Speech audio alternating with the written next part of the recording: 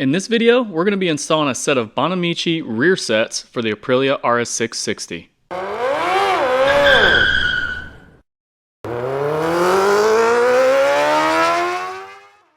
Alright, in your kit you will receive all of the parts that you see here, to include the hardware, and then you just want to make sure you have yourself some blue thread locker, just because you're doing metal on metal and you want to make sure some of that hardware does not back out at any given time. So as you can see, this is going to be the clutch side that I have lined up right here. Some of the pieces are already put together and you just have to assemble a few of them.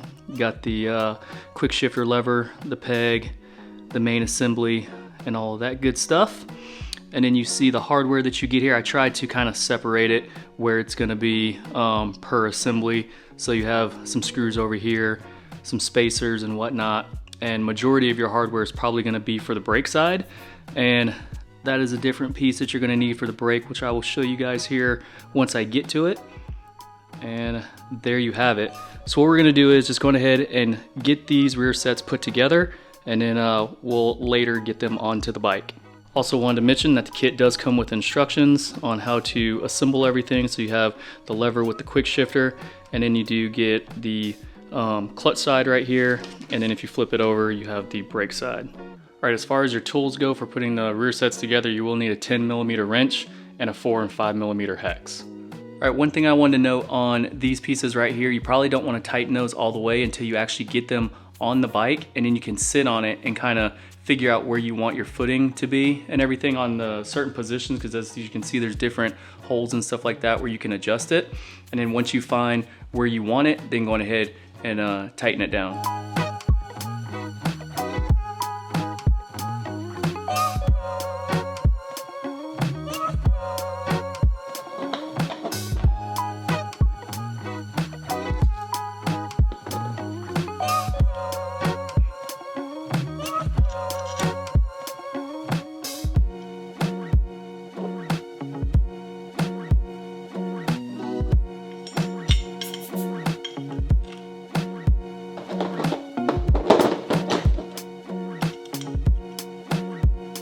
When you get to the portion where you're gonna install the little foot peg right here for the shifter, you're gonna also need a 6mm for this one.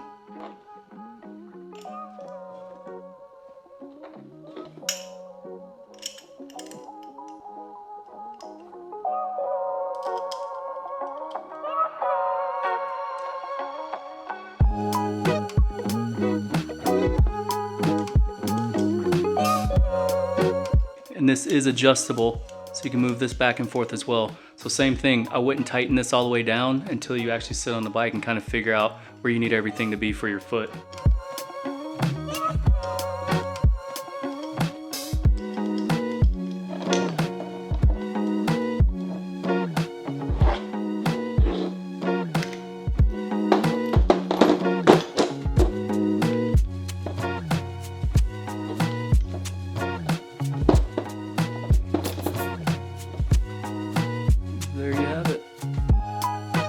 Alright, so the last piece is going to be this foot peg that's going to go right here, and I don't have a T-handle or a Allen key that's long enough to go through the top here.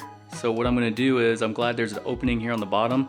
I just have a standard Allen key, and I'm just going to stick it right there and tighten it like that until it's tight.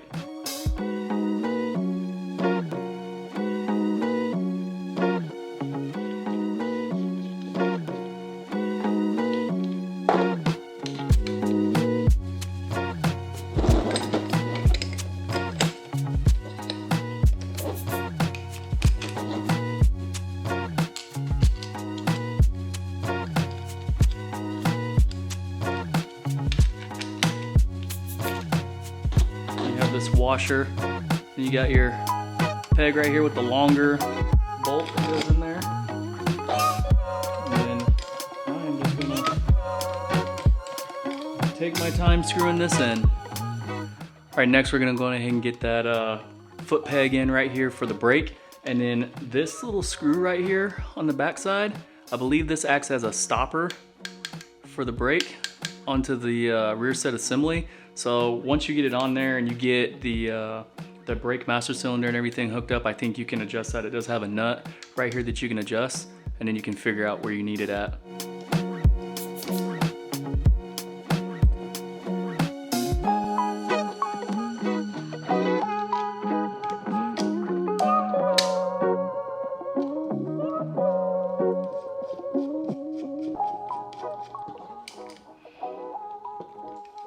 All right, also on the back side here, don't forget to put this little piece on right there.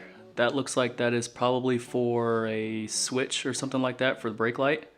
I'm not too sure, but for everything else on here, such as the heel guard here and everything like that, I'm going to wait until I actually get it on the bike to really see where this goes, because the brake master cylinder has to go here as well, and I just want to make sure I'm putting all that stuff in the right spot. And then you also have this piece that's going to go back here as well. So let's keep moving.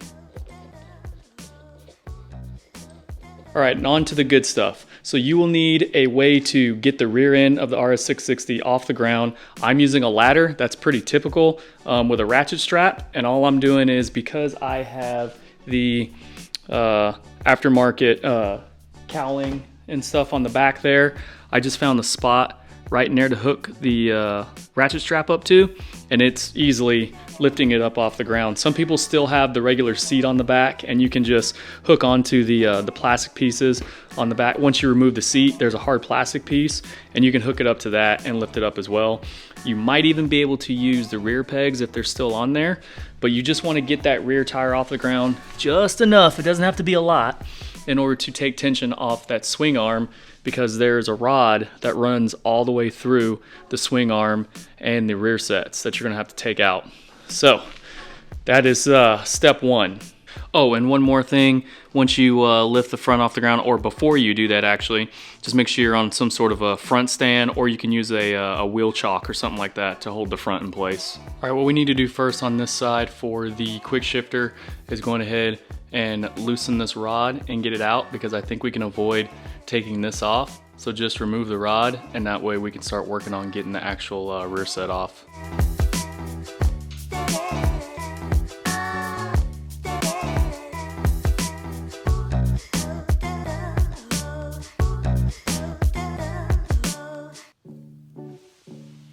All right, so you're gonna need a 24 millimeter for this main nut right here, and then for the one on the bottom, a 13 millimeter. You can use an impact wrench. That obviously would be a lot easier to do. If not, definitely gonna need a breaker bar, and make sure that the bike is on the ground and not suspended in the air on the ladder or whatever it is that you're using.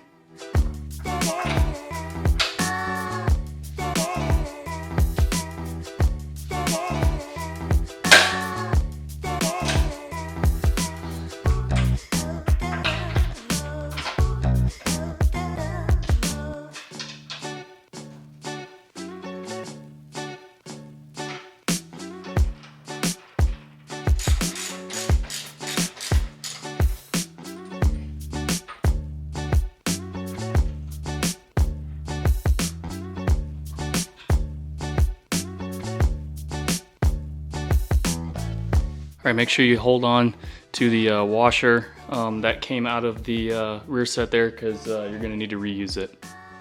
All right, so I just wanna circle back right quick just so everyone is aware. So when you pull this off on the back side, a washer might come off on it. Usually it may be stuck on it as well, but is this washer right here, a little lip on it, that will go back on there once you put the new rear set on. And then again, you have your 24 millimeter nut and a washer that goes on the front side. And then you have your bolt with one washer that goes down here on the bottom where the kickstand is. And then you also have a spacer right here that would go right where that is. So if you're removing the kickstand, you would need this spacer to go in there. But since we're leaving this here, you shouldn't need the spacer at all. All right, what we're gonna do next on the other side is we're gonna go ahead and remove the other 13 millimeter bolt right there. And then on this side, you don't have to do anything, because there is a rod or a shaft that runs through here. We're gonna have to bang that out. So let me go ahead and get this out and then show you how we're gonna remove the shaft there. All All right, so here I have a digital caliper, a micrometer, and what I did was I went ahead on the shaft here. I just measured it just to get a general idea, if I can get this straight here, of what I'm going to be working with. So that says about 6.5 inches, something like that. So I go over and I went to Home Depot and I purchased a rod to run through there. That way, when you pull that shaft out, the swing arm doesn't really move. Everything stays in place.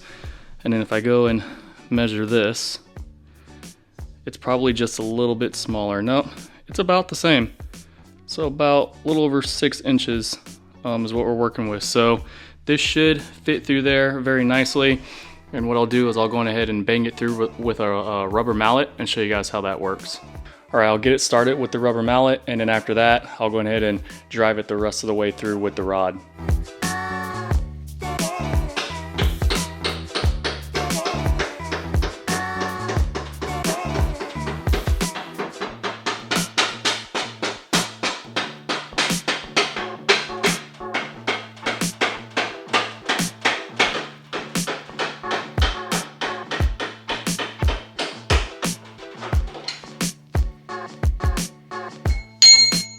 All right, now that we got that out, there is a slight trick to this, so just be careful when you're doing this. Once it's up and suspended in the air, you may get stuck on the other side here because one part of the swing arm will kind of drop off, and then you have to kind of readjust it. So you have to come back up, let some weight back down on the bike, so that way the swing arm adjusts a little bit, and then you can get the rod the rest of the way through. And then you may have to bring it back up again just to make sure that it clears, you know, going through the holes on the other side. Other than that, pretty simple way to get that rod out, and then going ahead and start getting the, well, first of all, we're gonna have to go ahead and get this one off with the brake master cylinder, and then we'll start getting the new rear sets on. So let's go ahead and get this one off. All right, so the next thing we need to do before we get this rear set off is to get this master cylinder off. So there's 2 bolts right here that are 8mm that you need to remove, and then there's a little clip right here that you need to push up and then pull out in order to remove this off of there. Once you do that, just be careful because there is still a wire that goes behind here. It's like an actuator for the brake light. You're gonna have to remove that and get that off there. So just be careful so you don't break the wire. This is all done before you take this 13mm bolt out. So you want to get this off first and then take that out and remove the rear set.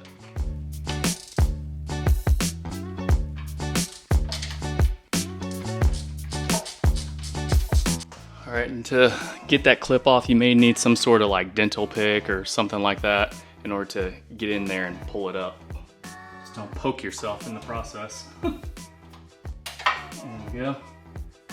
Probably would have been easier to do if these bolts were still attached, but either way, it still works. So once you pull it down, then you just pull it out from the back here, like so. And then that is free. And oh yeah, be careful, there is a spacer behind here that you're probably gonna have to reuse. So, yep, right there, that's a spacer.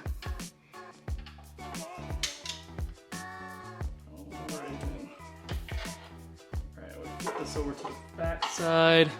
Just be careful. Alright, this is the actuator we were talking about here. You're gonna have to remove, there's an Allen key right here, and then you should be able to pull that wire through and remove the rear set. You just gotta be careful with this wire, pulling it out. There we go. All right, and she's out. Now, same thing on the other side. You don't have a washer inside of there, but you do have a washer that's right here that'll stay there. So just make sure that's still there before you put the new rear set on.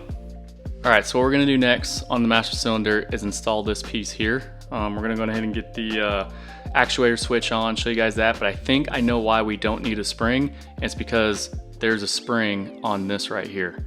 So that's pretty cool. Let me go ahead and get the actuator on. You may have to adjust this plate right here just so it meets the right angle.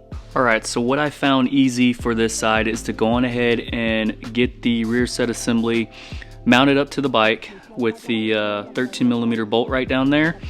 Once you do that, you'll be able to easily line up the master cylinder that needs to go onto this, and then this will go right on top of that. I'll show you guys that here in just a second, but what we're going to work on right now is getting this piece right here set up to the master cylinder. So what you're going to need is you're going to need that piece right there. So what it's going to do, it's going to go behind the master cylinder just like so, and then this lollipop end here is going to connect to where the lever is, and you're going to use one of these bolts right here that come with the kit and a spacer. So just follow the instructions because it's kind of hard to read, but you can see right there it shows that, you know, you're going to put it together, but it's already assembled, and then it's going to show what bolt you need and then the spacer that's right here that's going to connect to that piece right there. So it's kind of weird that, you know, how I'm explaining it, but I will show you guys how it works here in just a second.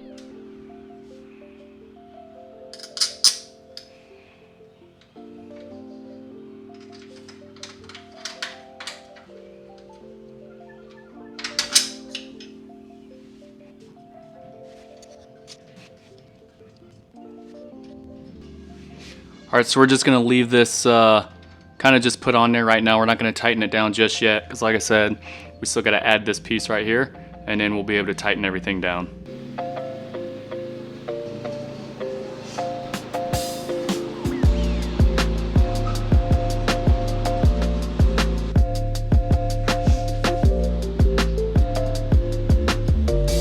All right guys, so right here, as you can see, getting this on, this is gonna be your spring and everything. And you gotta make sure you got that spacer in between there. I know this is kind of a weird spot in order to have this when you're trying to tighten it down. As you can see, if everything is loose, you can just use the Allen key and get everything tightened down. And then once you do that, you just wanna make sure that you got good brake function, which I do. It comes back nice and easy. And then just check, just spin the tire and kind of make sure that the brake and everything works, and then you'll be good to go. And once you get that on, you might have to play with, there's an adjustment, there's a nut right in there. You're gonna have to pull this off. You may have to adjust it just enough to get that pressure, so once you actuate it, the tire actually stops. So I have it off the ground right now, and you can kind of spin the tire, and once you push it down, just see where it's at, because you don't want it to come down too far. You want it enough to where you don't have to push it down so far, and the tire will actually lock up. Once you get this all the way in, you want to make sure this notch right here, this line, is facing to the rear. All right, just want to show you up close what I was talking about right here, how that line, it's got to be lined up just right so you can get the rod all the way in flush. All right, now we're to the other side, and I just wanted to note, while I was getting the rod back through here, I got a little bit of a kink, so the swing arm was a little bit off, trying to put it back in there, so you will have to go in and kind of adjust your straps and everything a little bit, and kind of move this back and forth, so that way you can kind of look at the swing arm to see where it's at in the position and move it in order to make the holes line up so you can get that rod to go through.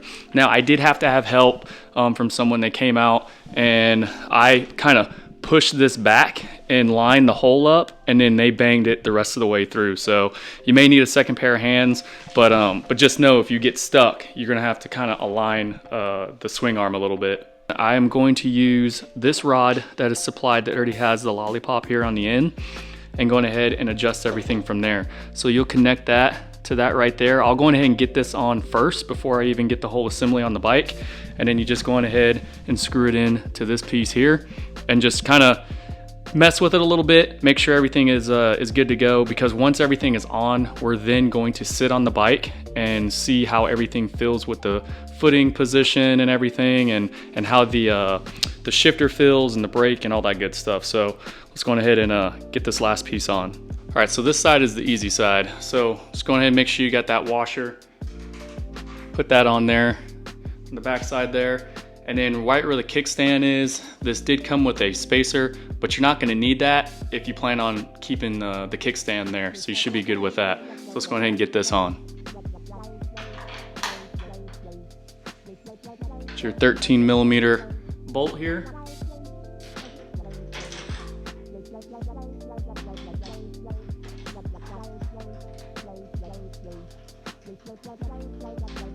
All right, you have a washer that's gonna go on this side.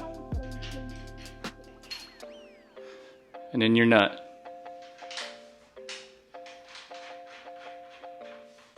All right, we're gonna go ahead and torque the main bolt down right there, which is about 110 Newton meters or 80 pound-feet of torque.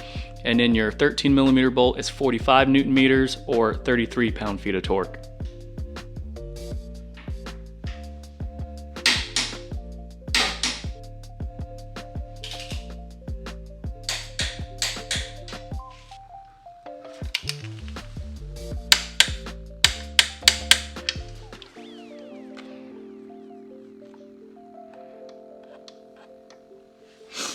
All right, so we are all done. I finally got the right position for the shift lever that's more comfortable for my foot and everything. Got the rod installed.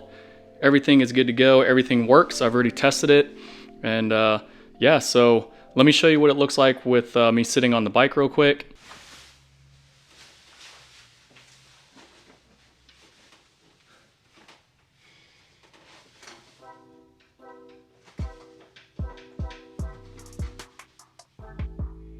All right guys, so not a bad install. So let's go ahead and see the before and the after.